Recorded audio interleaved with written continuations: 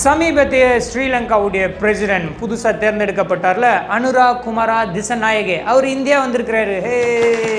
அவர் இங்கே வந்து நம்மளுடைய வெளியுறவுத்துறை அமைச்சர் ஜெய்சங்கர் அவரை சந்திச்சிருக்கிறார். ஆனால் நம்ம ஊரில் இருப்பார்ல அந்த இணை அமைச்சர் எல் முருகன் அவரையெல்லாம் சந்திச்சிருக்கிறாரு.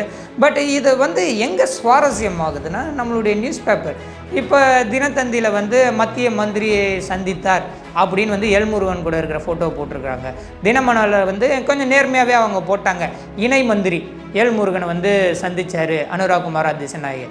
பட் நம்மளுடைய தினகரனில் என்னமா போட்டிருக்கிறாங்க, ஒன்றிய அமைச்சர் ஜெய்சங்கரை சந்தித்தார். எப்பா ஒன்றிய அதுலையாவது ஒன்றிய வெளியுறவுத்துறை அமைச்சர் அப்படியா சொல்லலாம், முதல்ல ஒன்றியங்கிற வார்த்தையை யூஸ் பண்ணாதீங்க, அவ்வளோ சண்டை போட்டுட்ருக்குறாங்க. பட் ஒன்றியத்துக்கும் வந்து அது ரீசன் சொன்னாங்க, நம்மளுடைய கூட்டாட்சினா ஒன்றியம்.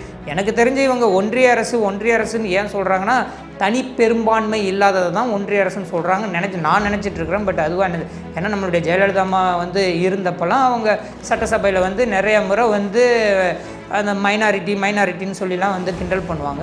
எனிவே ஸோ இந்த இடத்துல பாருங்கள், ஒரு நியூஸ் பேப்பர்லேயே அவ்வளோ டிஃப்ரென்ஸ் இருக்குது, காழ்ப்புணர்ச்சி இருக்குது. ஸோ இப்போ மக்கள் வந்து அப்போ எதை வந்து நேர்மையாக வந்து போய் எடுத்துக்குவாங்க, இதில் எது உண்மைன்னு எடுத்துக்குவாங்க அப்படிங்கிறது ஒரு இந்த சாதாரண ஒரு சின்ன விஷயத்திலே ஒரு இதில் மத்திய மந்திரி, ஒரு இதில் இணை மந்திரி, ஒரு இதில் வந்து ஒரு வெளியுறவுத்துறை அமைச்சர் ஜெய்சங்கர் வந்து ஒன்றிய அமைச்சர்.